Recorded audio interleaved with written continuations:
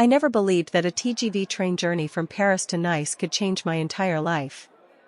You know those moments when you're so exhausted that you can't control anything, not even where your head rests?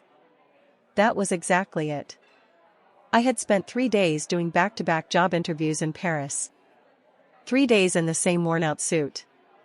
3 days smiling politely while being told my profile was interesting but they were looking for someone with more experience. I was 26 years old, had a master's degree in hospitality management, and exactly €83 in my bank account. My last hope was called the Beaumont Hotel in Nice. A 5-star palace on the Promenade d'Anglais. They were looking for an executive assistant. I had the interview the next day at 9 o'clock. On the train I had collapsed into my seat. Exhausted. My CV clutched in my hand like a talisman. And without realizing it my head had fallen onto the shoulder of the woman next to me. When I woke up an hour later she was reading my CV smiling. And everything I knew about my life was about to shift. My name is Amélie Fontaine and until that train journey I thought my life was following a predictable path. Born in Toulouse to a modest family. My father a mechanic. My mother a nurse. Good student. Scholarship recipient. Master's degree obtained with honors. Then unemployment. 6 months of searching. Dozens of applications. A few interviews. No offers. My savings were melting away. My rent was 2 months late. My landlady was threatening to evict me. This trip to Paris was my last shot. 3 interviews in 3 days. 3 polite rejections. Until I received that email at the station. The Beaumont Hotel in Nice urgently needed someone.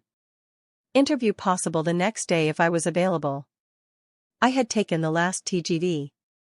7:30 p.m. Arrival 11:30 p.m. I had just enough money for the ticket and one night in a youth hostel. The train was packed. My seat was in the middle of a car. Window seat. Next to me a woman was already settled.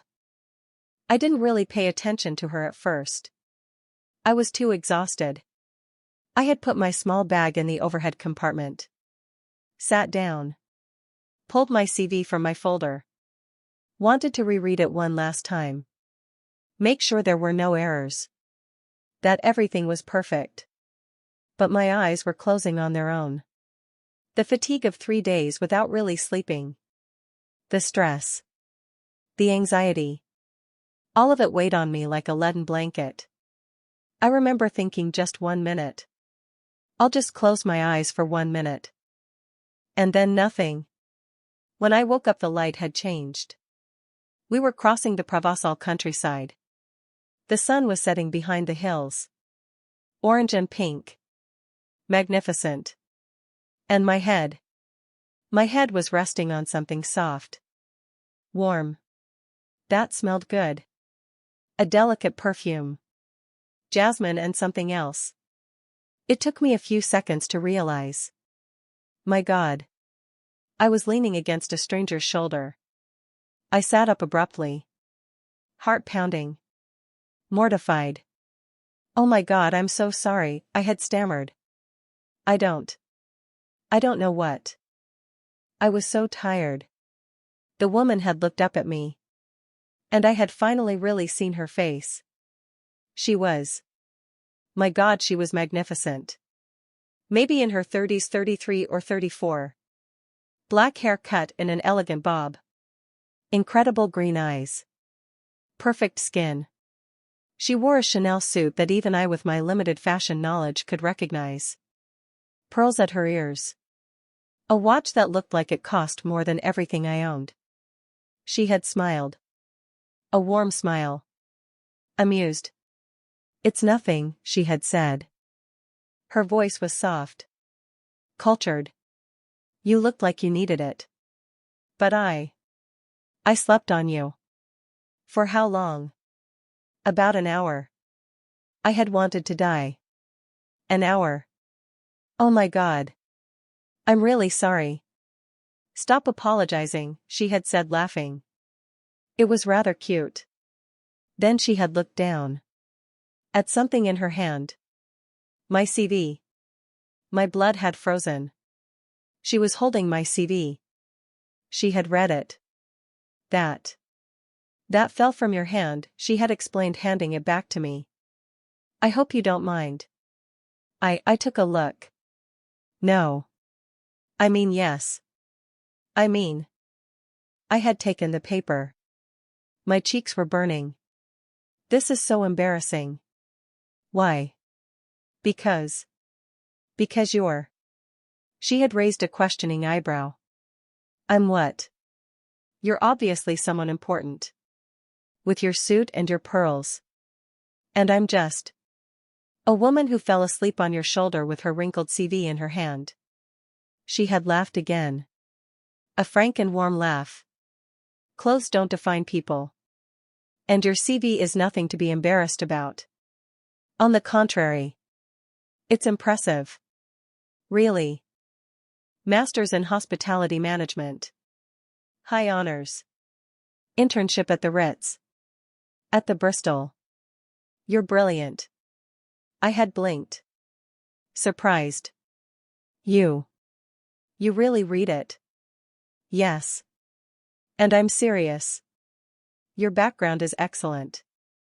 Then why do you seem so what? So desperate. It had been said kindly. With compassion.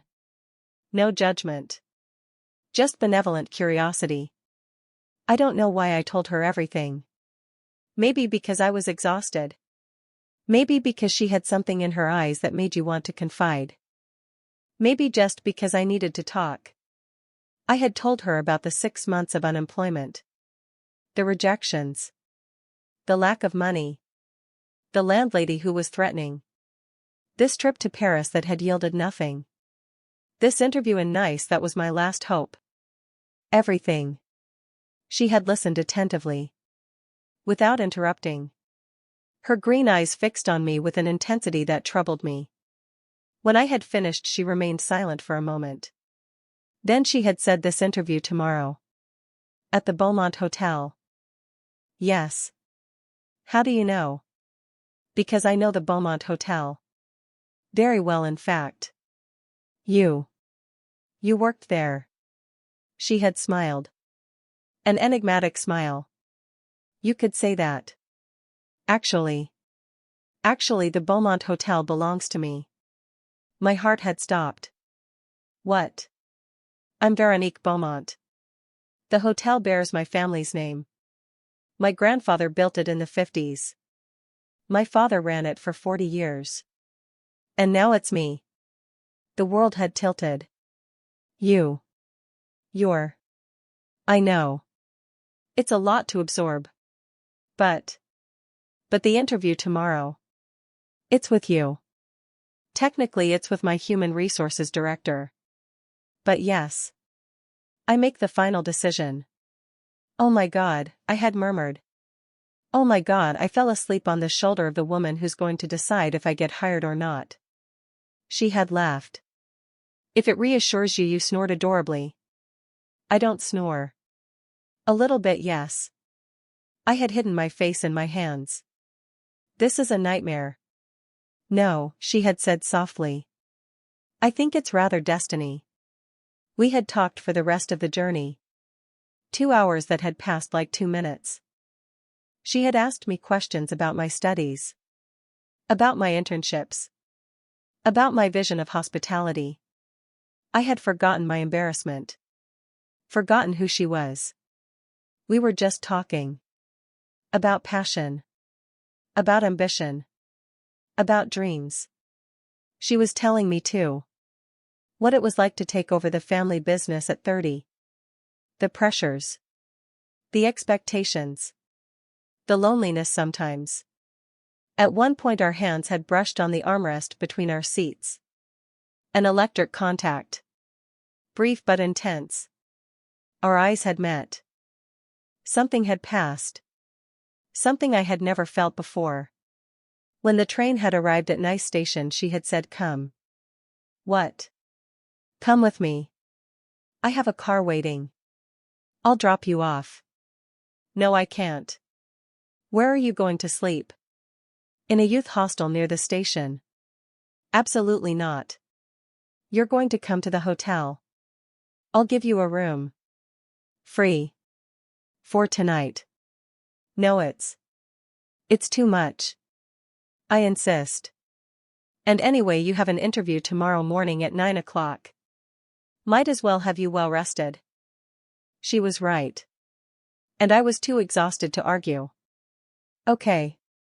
Thank you. It would really make me happy, Amélie. The way she had said my first name. Soft. Almost intimate. Had made me shiver. The Beaumont Hotel was exactly what I imagined. Majestic. Elegant. Mediterranean view. Marble and gilding. Staff in impeccable uniforms. Véronique had taken me straight up. No check-in. No formalities. Just the elevator to the 5th floor. The room was magnificent. Immense. With a balcony overlooking the sea. I had never slept in a place like this. Rest, Véronique had said. Tomorrow morning someone will come get you at 8:30 for the interview. Thank you. Really? I don't know how. She had placed a finger on my lips. Gently. Shoo. No thanks. The contact of her finger on my mouth had burned me. Our eyes had locked. She was so close. I could smell her perfume. See the golden reflections in her green eyes. My heart was beating so hard. Good night, Amélie, she had murmured. Good night. She had left. Leaving me there. Troubled. Confused. Excited in a way I didn't really understand. That night I hadn't slept much. Despite the incredibly comfortable bed. I was thinking about her. About the way she had looked at me. The way she had touched my lips. What I had felt. Was it possible? Was it possible that I was? That I felt? No. It was just gratitude. Nervousness. Stress. Nothing else. The next morning the interview had been surreal. The HR director, a dry woman in her 50s, had asked me standard questions. My experiences. My skills. My availability. But the whole time I was thinking about Véronique. Where she was. If she was listening. If she was thinking about me. At the end the HR director had said, "We'll call you back in a few days. Thank you for coming." I had left. Disappointed. I was expecting. What? To see Véronique. But why would I? She was an important businesswoman. I was just one candidate among others. The fact that we had shared a moment on the train didn't change anything. I was in the lobby returning the room key when I had heard her voice. Amélie. Wait. I had turned around. Véronique was crossing the lobby toward me. Elegant in a navy blue dress. Hair tied in a bun.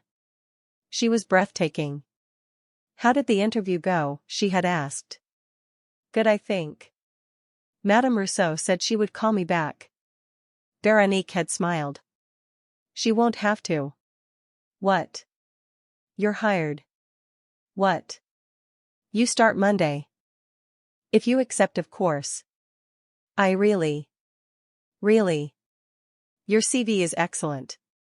Your references too. And our conversation on the train convinced me. You have the passion. The intelligence. The dedication. That's all I need. I had tears in my eyes. I didn't know what to say. Thank you. My God, thank you. There's just one condition, she had added. Which one? Have lunch with me. To discuss the details of your position.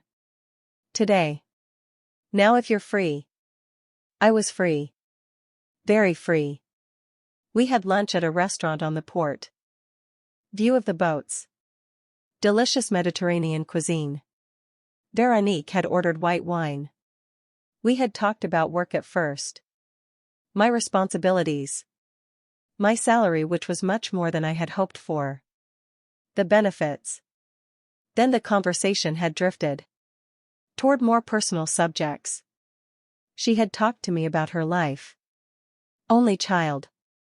Raised in luxury but also in solitude. Often absent parents. Boarding schools. Elite schools. Then the sudden death of her father 3 years ago. The obligation to take over the hotel. To put her own life on hold.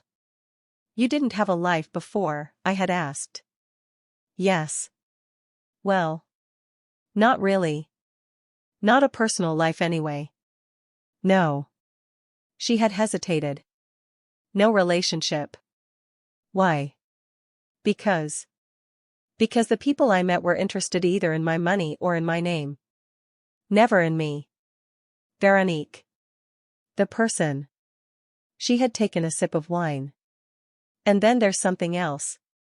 What? My heart had started beating faster. I'm not very interested in men. The words had come out softly. Almost a whisper.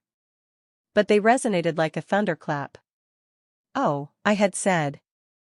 That's all. Just oh. She had laughed nervously. I just told you something that very few people know.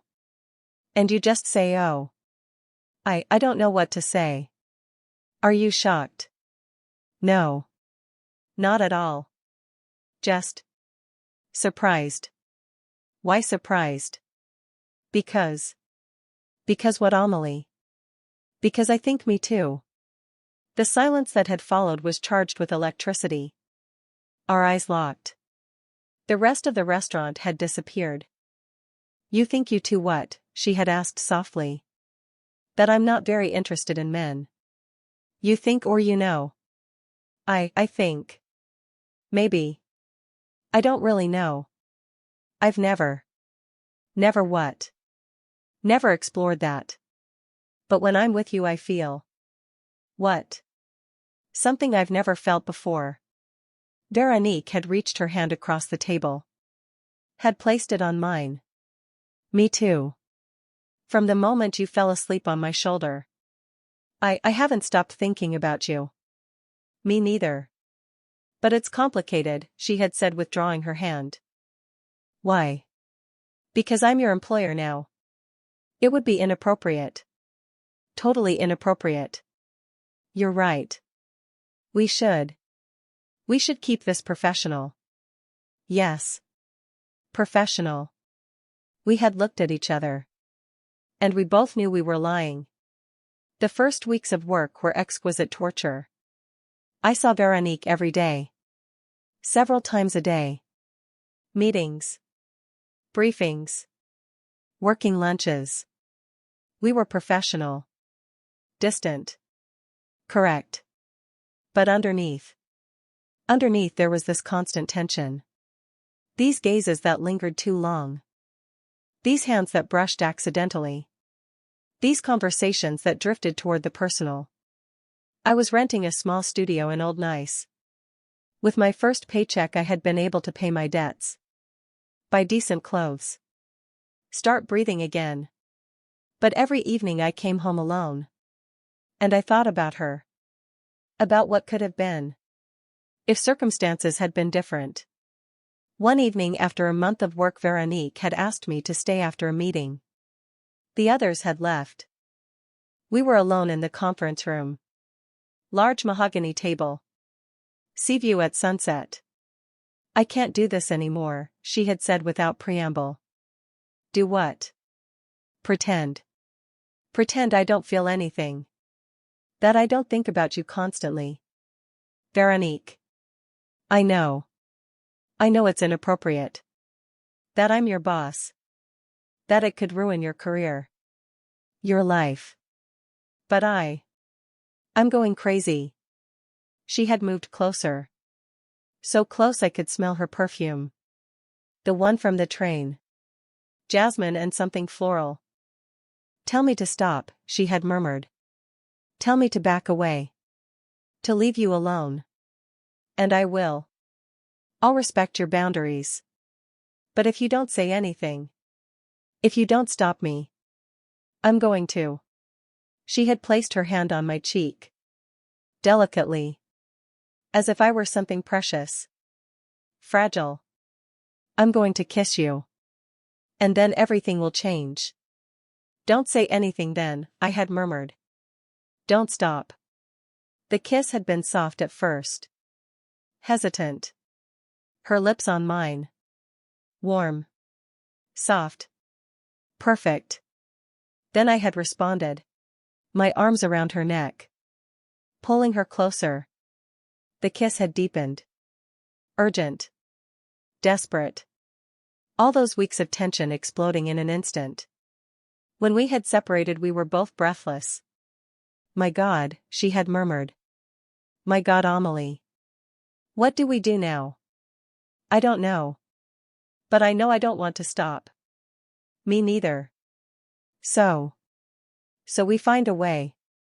We're discreet. We don't tell anyone. It's just the two of us. Okay. Okay. Our relationship developed in secret. No one at the hotel knew. We were professional at work. Boss and employee. Nothing more. But after hours I went to her place. A magnificent apartment in a Belle Époque villa on the Cimiez hill. We would have dinner together. Talk for hours. Make love, slowly discovering our bodies. Learning what made us shiver, moan, lose ourselves completely. With Véronique I discovered who I really was. Not just sexually. But completely. She saw me. Not the employee. Not the poor girl from Toulouse. Just me. Amélie. And she loved me for that. I loved her too. Deeply. Completely.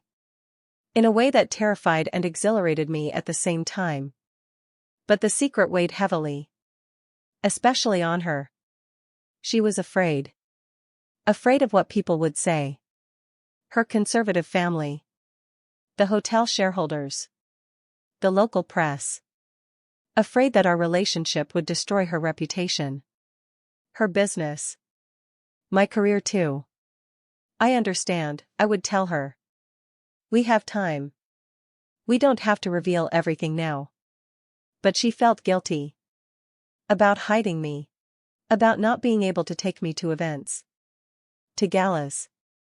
To dinners. I had to stay in the shadows. Invisible. It lasted 6 months. 6 months of stolen happiness. Then everything shifted. Véronique's mother had come to Nice. For a surprise visit.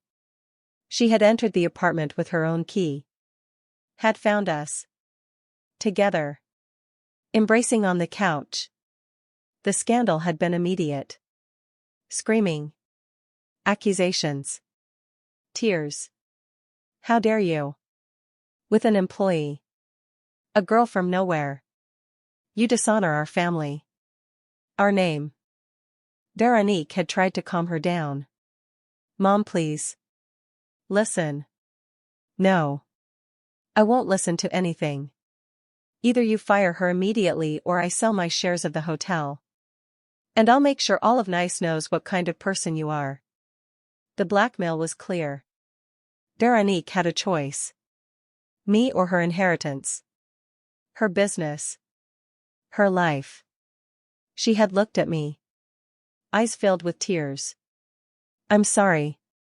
Véronique, no. I'm so sorry, Amélie. But I can't lose all of this. The hotel is my whole life.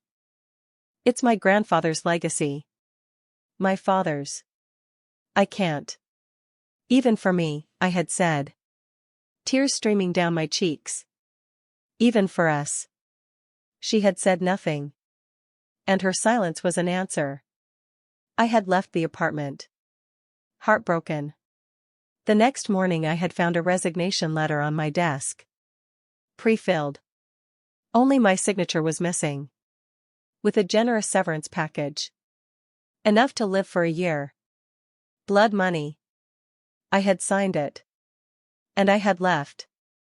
Without saying goodbye. Without seeing her again. That was 2 years ago. 2 years during which I tried to rebuild my life. I found a position at another hotel. Less prestigious. But honest. I tried to date other women. But none of them were her. None of them made me feel what she made me feel. Then yesterday I received an email. From Véronique. Amélie. I know I have no right to contact you. That I hurt you in an unforgivable way. But I have to try. My mother passed away 3 months ago. Cancer. In her last days she made me promise something. To be happy. To live my truth. She regretted. Everything. The way she treated you. The way she forced me to choose. I'm not asking you to forgive me. I don't deserve it. But if you're willing. If you can find in your heart the possibility. I would like to see you again. Just to talk. To apologize in person. To tell you what I should have said 2 years ago. That I love you. That I've always loved you. That losing you was the biggest mistake of my life. I'm in Nice. At the usual address. If you come I'll be there. If you don't come I'll understand. Véronique. I reread the email 10 times. My heart was beating so hard. Part of me wanted to delete it. Forget. Move on with my life. But another part. The part that still loved her despite everything. That part wanted to go. Wanted to know. If it was possible. If we could start again. So I'm here. In front of her door. Hand raised to knock. Heart in my throat. Not knowing what's going to happen. But knowing I have to try. Because in the end. Love is worth all the risks. Even the risk of being broken again.